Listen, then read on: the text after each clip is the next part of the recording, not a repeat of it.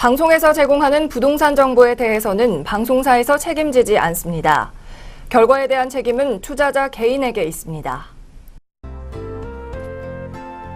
안녕하세요. 강민정입니다. 전국민 부자 만들기 프로젝트 이춘모의 세테크 재테크 시즌2 지금부터 시작합니다. 오늘도 부동산 전문가 나와 계시죠. 해피하우징의 이춘모 대표 나와 있습니다. 안녕하세요. 네, 오늘은 국세청의 과거 얘기, 네. 현재 얘기, 미래 얘기. 국세청은 꼭 과거와 현재와 미래를 묻습니다. 돈 어디서 났습니까?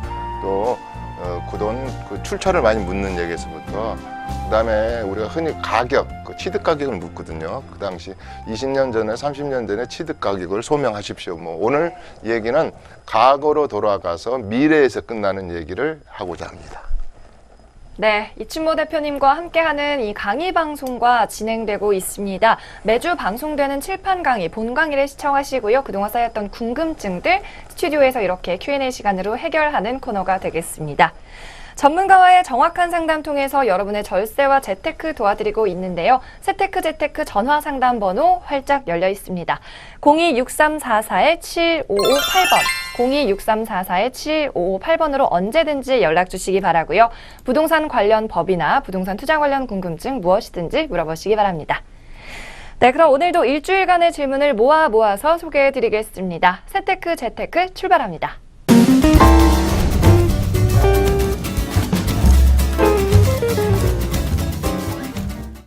다시 한번 저희 상담 번호가 아래 박스에 나가고 있죠. 026344-7558번으로 이춘모 대표님께 궁금한 점 연락 주시기 바랍니다.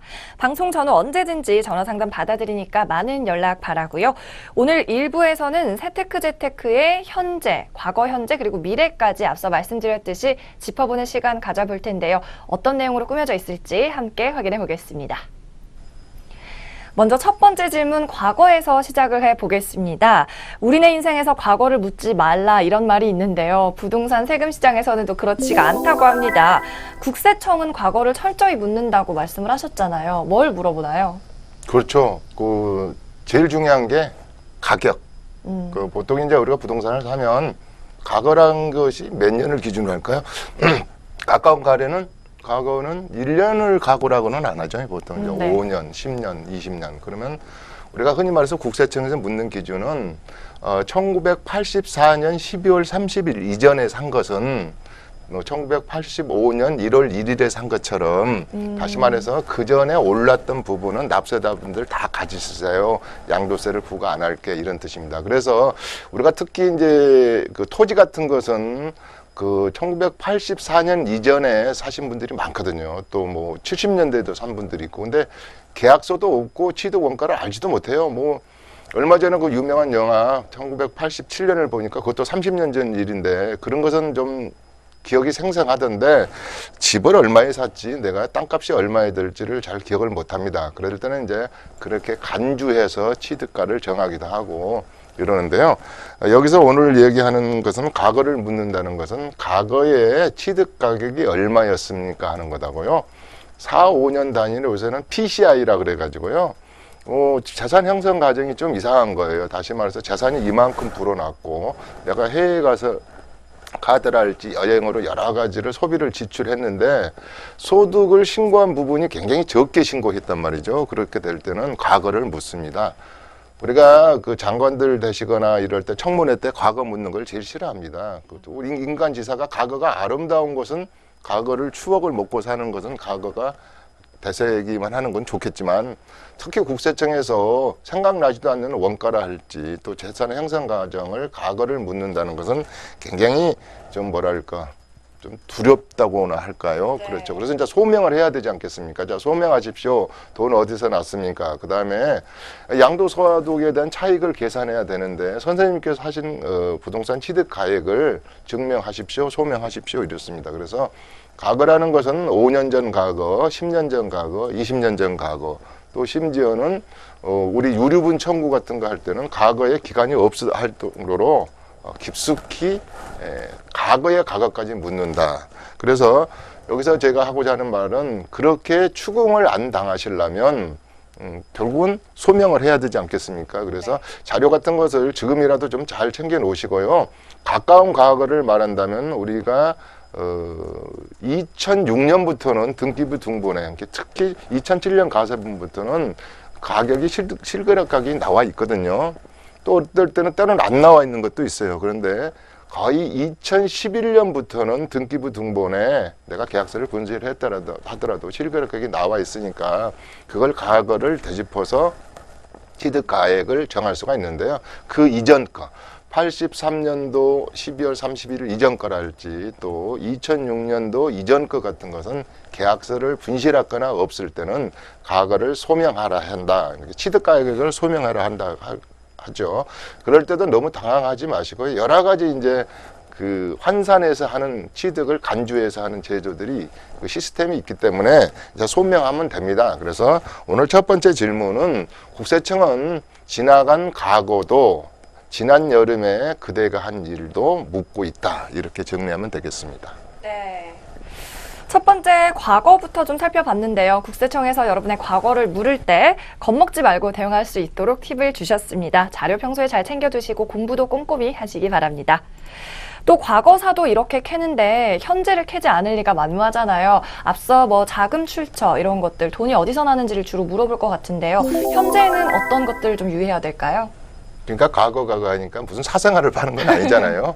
또 요즘 우리 적폐청산 그러면 정말로 우리 9년 동안에 이명박 정부와 4년간의 박근혜 정부에 있었던 일들을 또 청산하는 그것도 과거 청산이죠. 네. 또 뭐 일제 강점기에 대한 과거 청산도 있고 근데 여기서 국제성에서 말하는 것은 그런 뜻이 아니지 않습니까? 네. 그래서 이제 현재의 과거도 중요하지만 현재도 우리가 자금 출처 특히 이제 우리 조정 대상 지역 내에서 3억 이상의 부동산을 살 때는 자금이 어디서 날까 합니까? 저스트 나우 지금 자금이 어떻게 됩니까? 앞으로 전세 놓을 겁니까? 증여 받았습니까? 상속 받았습니까? 이런 걸 이제 따지는 거죠. 그러니까 세금을 과세하는 데 있어서 미래면 어떻고 현재면 어떻고 과거면 어떻고 무조건 따진다. 네. 특히 이제 현재는 주로 이제 따질 때 특히 가격 면에서 부동산의 가격이 여러 종류입니다. 크게 해도 한 5가지로 대별할 수 있는데 우리가 하면 개별 공시지가라 할지 그다음에 표준지 기준시가라 할지 또 주택 부분에 대해서는 공동주택에 대한 기준시가라 할지 그다음에 개별 단독주택에 대한 기준시가라 할지 또 우리는 일반 빌딩 같은 것도 우리 국세청에서 매년 고시해야 하는 고시가격이라 할지 또 제일 중요한 것은 9억 이하의 2년 이상을 보유했으면 1세대 1주택일 때 세금을 비과세하겠습니다.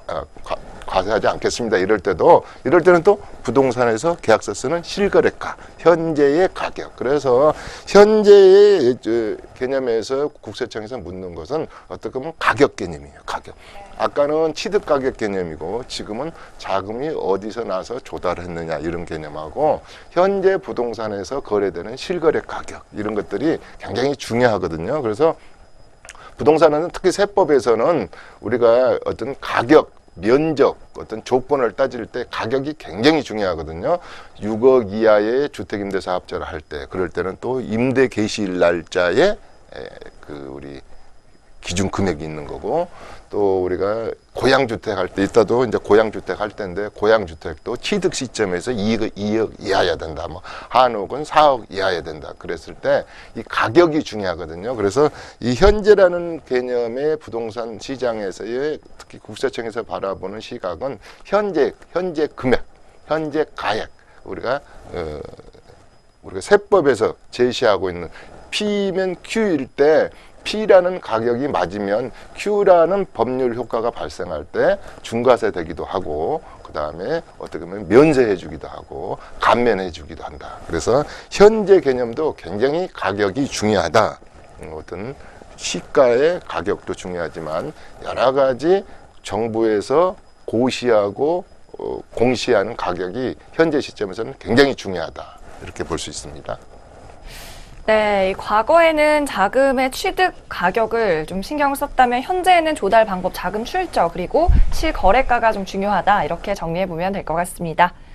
그럼 마지막으로 부동산 세금의 미래 얘기도 해봐야 되겠는데요. 국세청은 미래에 관해서는 뭘 물어보나요? 이제 과거도 미랬는데 현재도 묻고 아직 다가오지 않는 미래까지 뭘 묻냐 이 얘기는 지금으로부터 지나갈 앞으로 이제 오늘 세금을 감면을 해줬어요. 이제 믿고 이춘모 교수가 1세대 1주택이라 그랬으니까 감면 내지 비과세 해주겠습니다. 그랬는데 사후 관리를 하다 보니까 집이 2주택인데 감면을 해줬다든지 여러 가지 미리 감면해 준 거, 그러니까 조세특례제한법상으로 감면해 준 것을 1년이나 2년이나 3년이나 특히 우리 상속세 같은 것은 5년이 지났을 때 이게 아니네.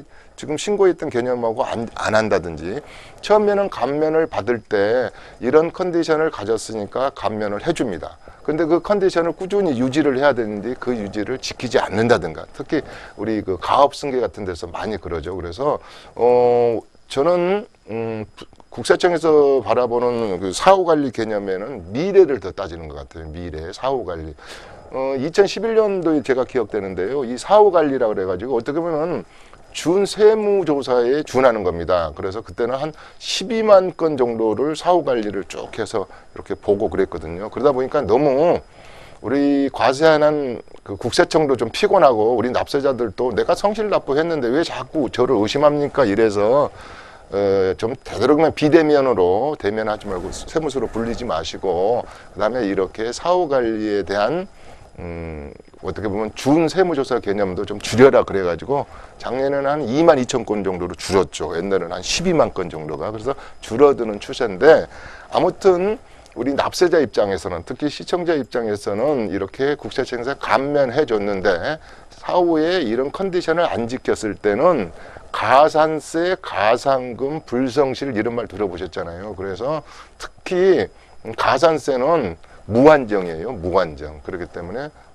어떤 경우는 뭐 저는 150%도 낸 본세의 150%도 그런 컨디션을 안 지켜서 추징당한 것도 봤고요. 그래서 여기서 제일 중요한 것은 미래에 관한 것이 더 중요한 것 같아요. 사후 관리. 그래서 처음에 감면받고 비과세 받았다 했을 때 그 컨디션을 꼭 지켜야 된다. 그래서 국세청은 과거도 보고 현대도 보지만 앞으로 다가올 미래에 대해서도 이 컨디션을 지키냐 안 지키냐를 눈을 부릅뜨고 2만 명의 세무공무원들이 지켜보고 있다. 그러니까 미래의 사후관리가 더 중요하다. 이렇게 볼 수가 있어요. 네, 국세청은 과거, 현재를 물을 뿐 아니라 미래도 묻는다. 이런 말씀해 주셨습니다. 네 번째 질문도 드려볼게요. 이번에는 대한민국 부동산 전체를 좀 놓고 전반적으로 짚어볼까 하는데요. 대한민국 부동산의 어떤 역사라고 할까요? 과거, 현재, 미래를 좀 짚어주시면 어떨까요? 제가 이제 32년 정도 현장을 지켜봤잖아요. 네. 지금까지 부동산 시장은 뭐라 그랬냐면 오늘 사지 않으면 내일 손해본다. 그러니까 계속 올랐다고 봐야 되겠죠. 또 IMF 때 좀 출렁거렸고 2008년도에 리먼 브라더 사태 때 좀 출렁거렸고 한두 번은 이제 출렁거린 시절이 있었지만 거의 전반적으로 대한민국의 부동산이 해방 이후 1945년 이후 지금까지 오늘 사지 않으면 땅값이든 집값이든 내일은 후회했던 시절이거든요. 네. 그렇다고 본다면은 과거, 현재, 미래를 본다면 현재도 파리 대책을 그렇게 강력한 정대책을 쏟아붓고 또 매달 한 번꼴로 7번의 정대책을 지금까지 발표하고 있는데도 어떻게 보면 더 오늘의 현실에서는 부동산 가격이 1호만 물론 이제 국지적이고 강남 중심이고 재건축 중심이고 그렇습니다만은 어쨌든 간에 강남의 집값은 현재 못 잡고 있는 거고 지금 요새 보니까 또 국세청에서 단속반을 투입한다 그러니까 우리 지금 개포동이랄지 강남에 중개사분들이 문을 많이 닫으시더라고요. 올해 벌써 두세 번째 문 닫는 거거든요. 그래서 서로 피곤한 거죠. 그래서 미래는 정확히 알 수 없지만 우리가 이제 희소성 원칙에서 뭐 앞으로 재건축은 계속 갈 것이다. 그 다음에 뭐 조금은 소강 상태에 빠지지 않겠느냐. 그 다음에 이제 보유세하고 좀 더 스트롱한 정책을 펴면서 꼭 집값은 잡고 가겠다 이런 의지가 강하기 때문에 미래를 정확히 알 수는 없으나 과거는 그렇지 않습니까? 과거는 미래의 거울이다 이랬듯이 보면은 저는 쉽게 우리 대한민국의 부동산의 주택시장을 특히 서울의 새 아파트로 트랜스퍼하는 이런 재건축용, 그러니까 프로그램화 되어 있는 그런 주택은 다시 말해서 재건축이라 그랬잖아요. 재개발이라 그랬잖아요. 또 청약시장이라 그랬잖아요. 그건 무슨 뜻이냐. 1년, 2년이 가면 이제 입주할 날짜가 프로그램처럼 착착착착 시계처럼 시간이 이제 다가오는 시간들 이런 주거용 주택은 앞으로도 미래에도 과거처럼 또 현재처럼 흔들림 없이 아마 상승세가 이어질 것도 같아요. 그 다음에 다른 이제 토지 시장이랄지 리테일 쪽 시장은 전번에 한번 분석했듯이 각 개개의 그 국지적인 거, 뭐 지방이랄지 여러 가지 각 광역 도시가 그 처해 있는 여러 가지 그런 컨디션에 따라 좀 틀리겠으나 하여튼 주거용 건물의 수도권의 새 아파트 건물이 아니라 주거용 물건의 새 아파트 시장은 미래도 굉장히 그렇게 꺾이지 않는 그런 시장이 될 것 같다. 이렇게 정리할 수 있겠습니다. 네. 과거에서 현재까지 이 우리나라 부동산은 거침없이 올랐습니다. 미래에도 워낙에 이 규제 의지가 강하기 때문에 약간의 조정은 보일 수 있겠지만 우상향 추세는 크게 변동이 없을 거라고 전망하신 것 같습니다. 네, 5번째 질문도 드려볼게요. 이제 신정이 지나고 구정이 슬슬 다가오잖아요. 이렇게 식구들이 많이 명절에는 뭐 상속이나 증여 관련 질문이 많다고 하셨는데 네. 올해 고향 가는 길에 알아둘 재테크 기술이 있다면 좀 알려주시죠. 과거에 우리 추석 때나 설 때 갈 때는 이제 고향에 땅이 어디가 싼 것이 있나 그래가지고 뭐 어차피 쉬니까 자기 차를 몰고 뭐 임장 활동처럼 물건을 네. 찾으러 다니기도 하고 그랬는데 요즘은 이제 그런 것은 별로 없는 것 같아요. 왜 그러냐면 이런 그 뭐랄까 우리가 흔히 말해서 핸드폰 속에서도 다 검색을 할 수도 있고 그다음에 굳이 가보지 않아도 뭐 3D 영상으로 그 물건지를 전부 다 볼 수도 있고 그래서 그렇게 요새처럼 많이 차를 가지고 이렇게 뭐 설 때나 추석 때 물건을 찾으러 다니는 건 없는 것 같아요. 과거에 20년 전만 해도 많이 그렇게 했거든요. 왜냐면 시골에 내가 멋진 차도 자랑도 할 겸 또 시골에 땅 산다 그러면 저 친구가 돈 많이 벌었군 이러는데 제가 오늘 신정 시즌에서 하고 싶은 것은 그거보다도 이제는 부모님이 가지고 있는 부동산을 어떻게 하면 좀 더 재테크 할까, 좀 더 세테크 할까 하는 것을 지혜를 가져야 한다는 뜻입니다. 그래서 전 가족이 모였을 때 아버님이 지금 농사를 짓고 있는 이 농지는 어떻게 다음에 부모님이 농사를 은퇴하거나 또 사후에 어떻게 처리할 것인가, 또 부모님이 살고 계시는 이 집은 어떻게 처리할 것인가, 또 다른 금융에 대한 이런 솔루션은 어떻게 할 것인가, 이런 것을 의논하는 자리가 되었으면 한다는 것이죠. 1년에 많이 모여야 한두 번인데 미리미리 재테크 전략을 짜놨을 때 다음에 가족 간의 상속 전쟁도 예방할 수 있고 그 다음에 세테크 측면에서도 재테크 측면에서도 굉장히 유리하게 판을 짤 수 있지 않겠습니까? 그래서 이번 설에는 이번 구정에는 다들 이렇게 뭐랄까 좀 지혜를 모아서 제가 특별히 칠판 강의도 그렇고 이 방송 전 방송에서도 제가 상속세에 대해서도 자세히 해드렸지만 또 이번에 또 상속세 2를 또 자세히 할 얘기거든요. 그래서 상속세와 증여세 부분에 대해서 특히 좀 많이 가족 간에 타협을 하시고요.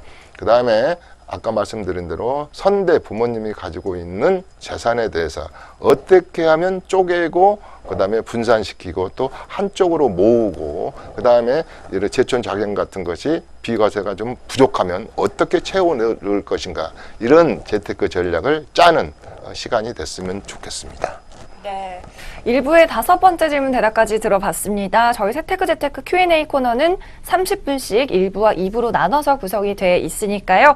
2부에도 6가지 알찬 질문들 끝까지 집중해서 채널 고정해 주시기 바랍니다. 1부의 6번째 질문 드려보겠습니다. 구정 때 이렇게 가족들끼리 모여서 전략을 다시 짠다면 참 좋을 것 같은데요. 선대로부터 만약 상속받을 부동산이 있다면, 즉 부모님께서 물려주실 부동산 자산이 있다면 좀 어떻게 관리하는 게 좋을까요?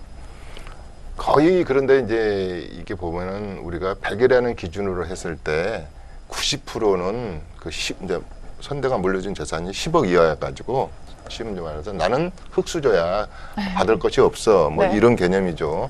근데 이제 재산을 또 많이 받는 분들은 이제 많아서가 또 걱정입니다. 이제 상속 재원이랄지. 그래서 가장 문제되는 것은 지금 고향에 계시는 분들은 거의 농지를 많이 가지고 있어요. 네. 그다음에 이제 임야 그래서 농지란 것이 이제 밭, 전, 뭐 가수원 플러스 이제 임야. 그다음에 뭐 시골에 뭐 어머님들이 저금을 얼마나 해놓겠어요.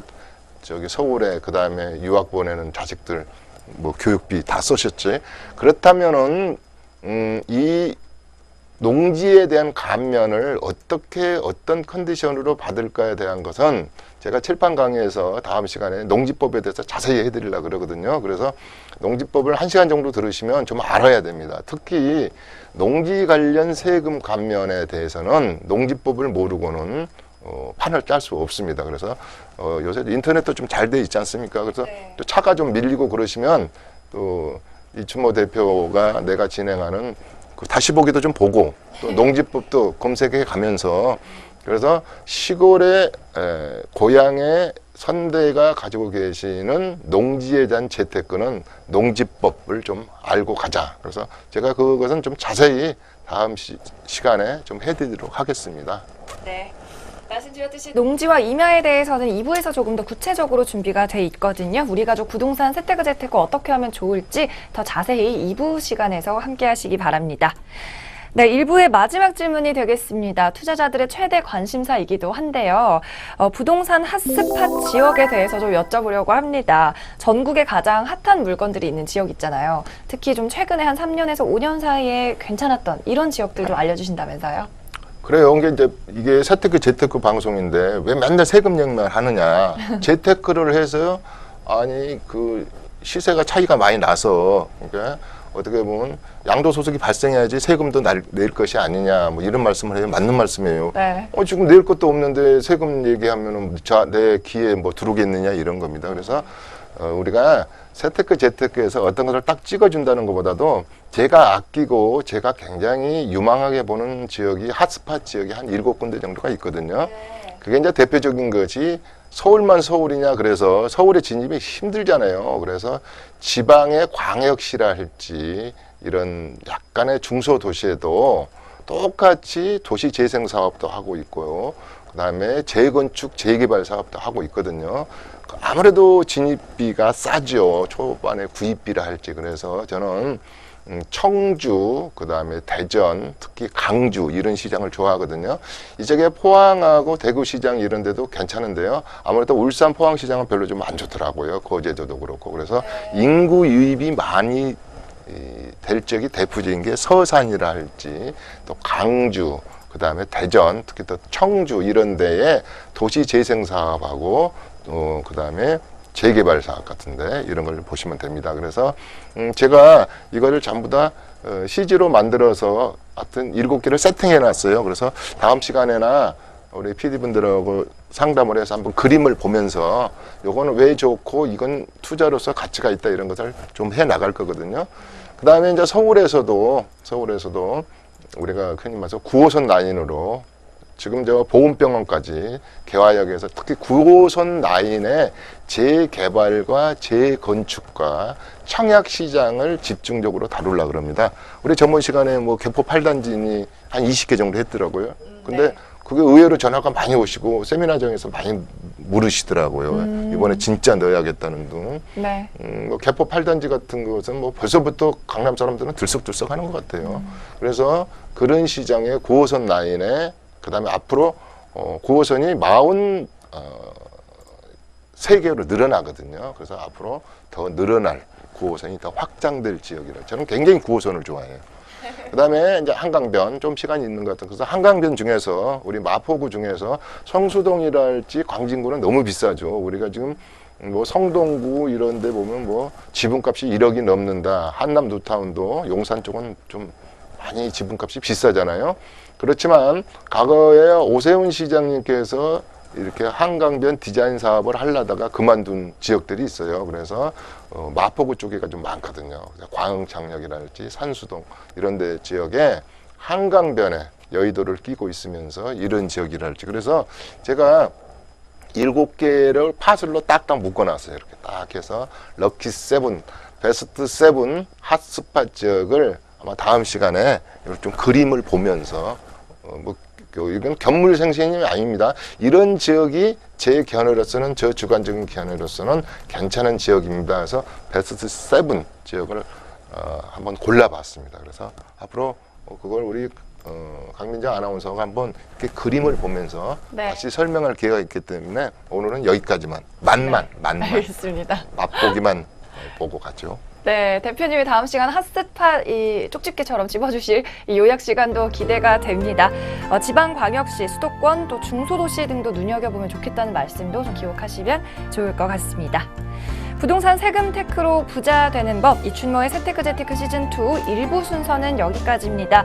저희는 잠시 후 2부에서 곧바로 이어지니까요. 채널 고정해 주시기 바랍니다.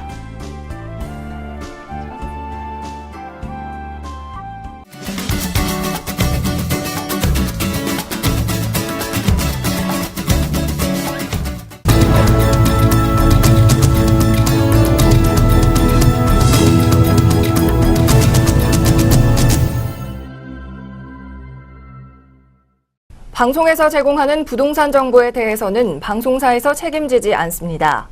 결과에 대한 책임은 투자자 개인에게 있습니다. 전국민 부자 만들기 프로젝트 이춘모의 세테크 재테크 시즌2 오늘 2부 순서 이어갑니다. 세테크 재테크 매주 강의 방송과 함께 진행되고 있는 거 이제 모두 다 알고 계시죠? 매주 방송되는 본 강의 보시고 궁금하셨던 점들 해결해드리고 있습니다. 전화 상담 번호는 02-6344-7558번으로 두드려 주시기 바랍니다. 네, 1부에 이은 2부에서는요, 이 다가오는 구정 연휴에 가족들과 함께 나눌 수 있는 꼭 알아야 할 세테크 재테크 지식들로 마련이 되어 있습니다. 2부 남은 30분도 기대해 주시고요. 세테크 재테크 출발하겠습니다.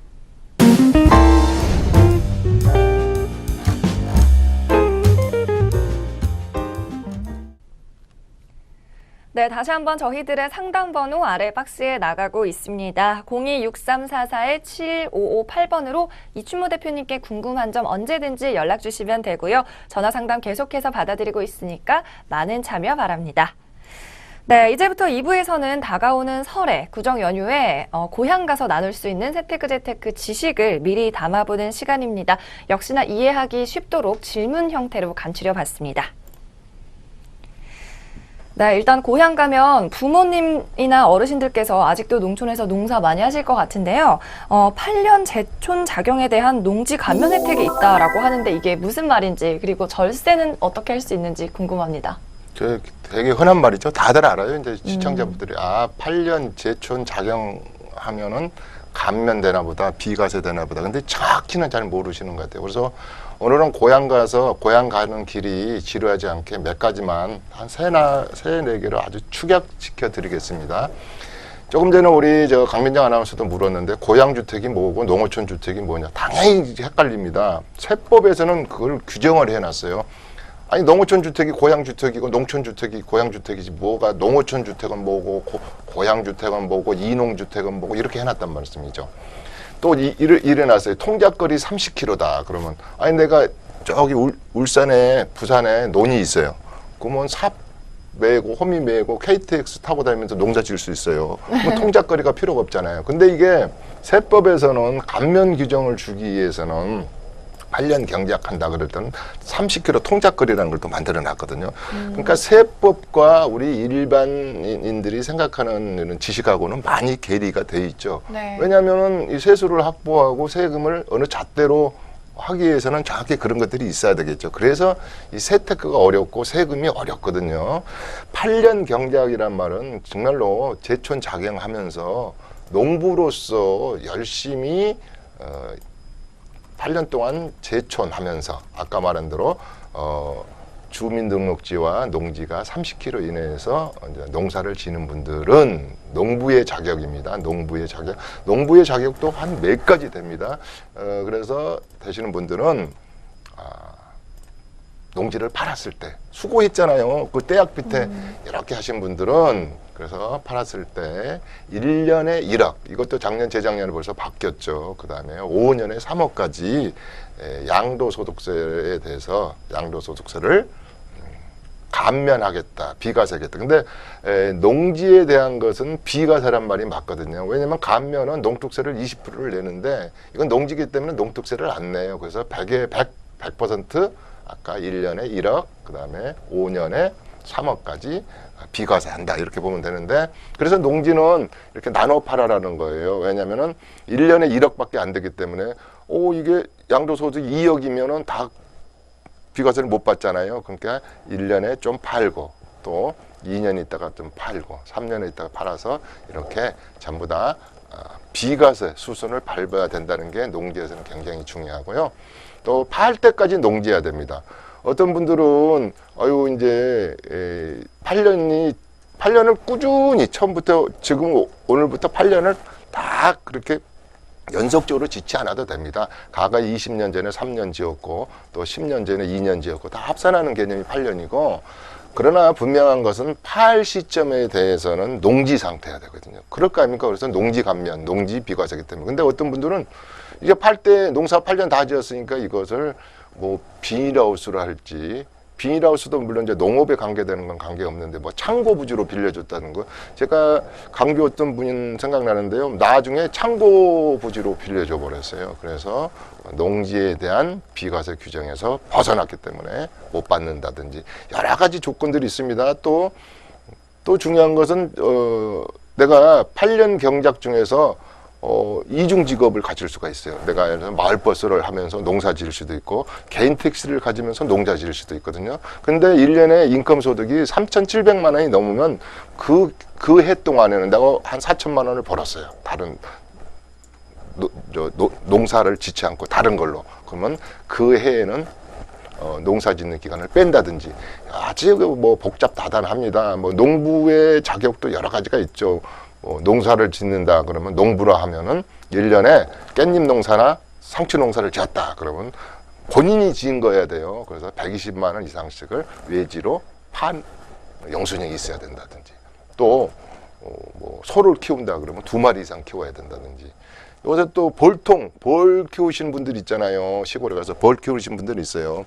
벌통은 또 10통 이상을 키워야지 농업인으로 인정한다든지. 그래서 그런 조건들이 농지법에 보면 까다롭습니다. 그래서 아까 전 시간에 얘기했듯이 농지법은 제가 자세히 좀 해드릴 거거든요. 고향 가는 길이 좀 가볍도록. 또 고향 갔다 와가지고 머리만 아파서 형제간에 싸움만 할 게 아니라 재테크하고 세테크를 좀 잘 정리정돈을 좀 하고 왔군, 이런 얘기를 드려야 될 거 아닙니까? 그래서 농지법은 다음에 좀 더 시간을 가지고 저 좀 해드리겠습니다. 아무튼 그래서 8년 경작에 완전 비과세를 받기 위해서는 컨디션이 굉장히 까다롭다. 이것만 오늘은 인지하고 넘어가도록 하겠습니다. 네, 다가오는 구정에 우리 가족 재테크 전략 고향 가서 어떻게 다시 좀 짤까 고민하시는 분들 오늘 그 해답을 얻어가시기 바랍니다. 또 고향 가면 아직도 고향주택에서 거주하시고 계실 텐데요. 고향주택과 농어촌 주택 그리고 서울에 내가 소유하고 있는 주택이 있다. 이렇다면 이 경우 주택수의 관계는 어떻게 될까요? 제일 중요하죠, 이게. 왜냐면 내가 이제 서울에 집이 하나 있는데 해남에 아버님이 너 장손이 제사 지내니까 집이 좋아요. 이건 너 앞으로 가져가라 이러면, 요런 이츠모의 세테크 재테크 안 보신 분들은 아버님 그것 때문에 요만한 거 하나 때문에 제가 2주택 걸려서 우리 살고 있는 집이 비과세 못 받아요, 이런 분도 있어요. 그건 바보라 그랬어요. 수포 바보. 공부를 좀 제대로 하고. 근데 막내 며느님은 이춘모의 우리 강민정 아나운서하고 진행하는 세테크 재테크를 받나 봐요. 그러면 형님이 안 가지니까 저 주세요 그런단 말이에요.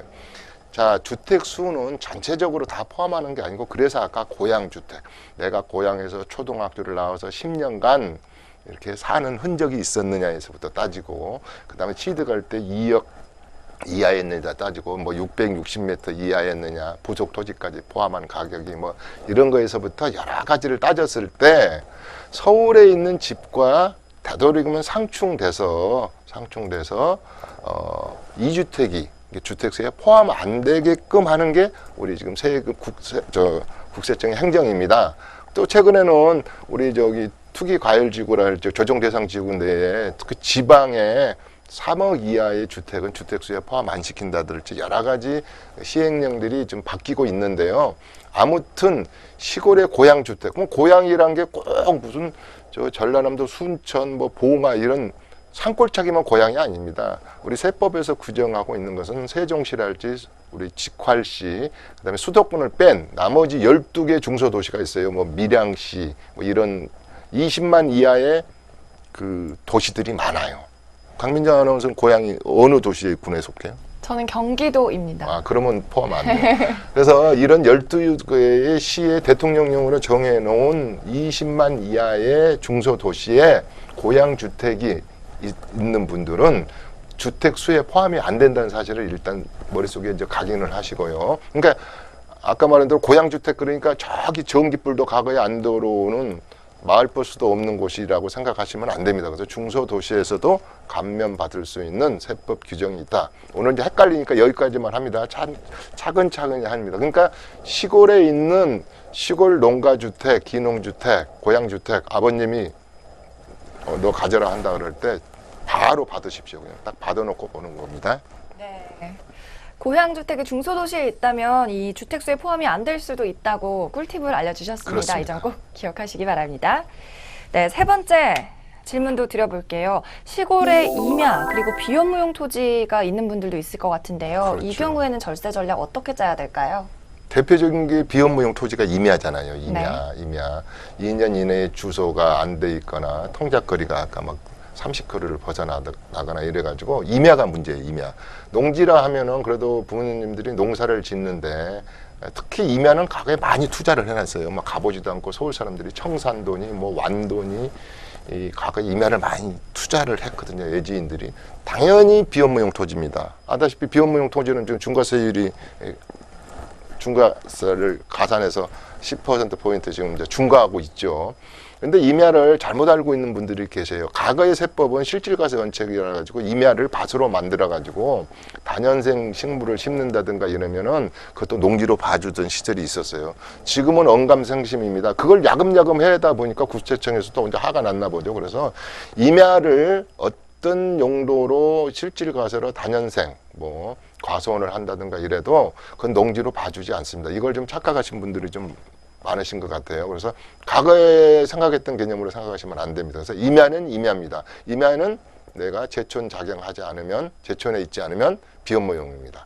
그 다음에 그러다 보니까 임야를 좀 팔려고 하다 보니까 과거에 취득 가격이 너무 낮고 20년, 30년 전에 많이 사놨었어요. 막 2,000원, 3,000원, 5,000원 주고 또 면적이 좀 큽니까? 그런데 지금 시점에서 팔려고 하다 보니까 양도 차익이 많이 나서 중과세율을 적용하고 있기 때문에 임야 팔 때는 굉장히 좀 조심해야 될 거고 컨디션을 잘 지켜야 된다 이렇게 생각할 수 있습니다. 그래서 특히 임야는 부모님이 가지고 있는 임야도 있지만 외지인들이 투자를 많이 해서 그냥 맨땅에 헤딩이라고 그랬어요. 가격만 오르게끔. 그래서 투자하는 상품들이 도시 분들이 많이 가지고 계세요. 그랬을 때는 특히 세금 처리문에서 세특에서는 굉장히 신경을 써야 된다.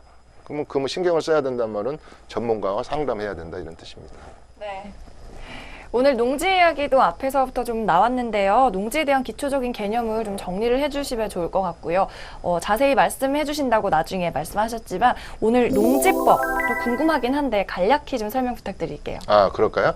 농지는 아까 말씀드린 대로 가수원, 그 다음에 우리가 논전답 이렇게 되거든요.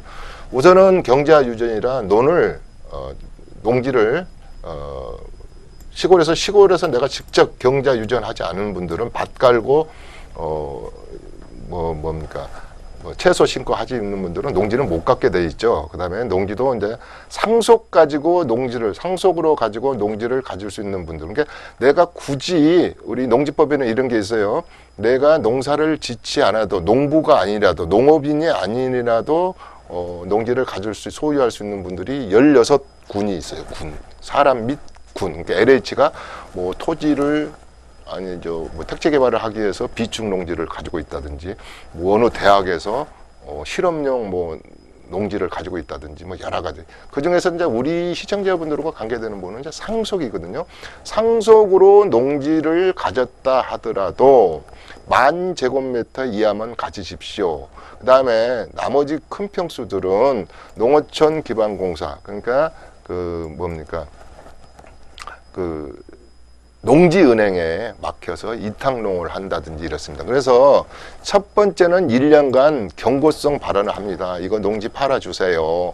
농지 지금 안 짓고 있지 않습니까? 이러고. 그래도 또 안 지켜지면 이제 6개월의 명령이 떨어지죠. 이제 더 강합니다.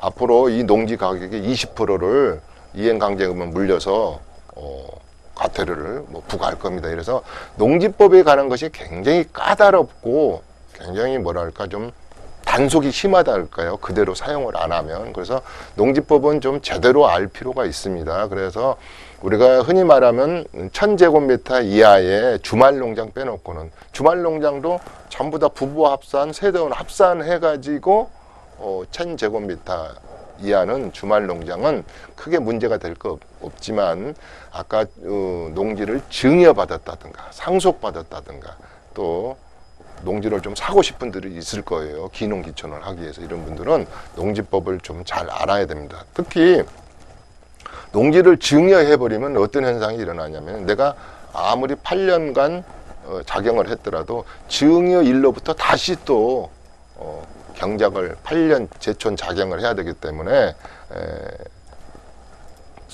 농지는 증여와 상속이 완전히 구별됩니다.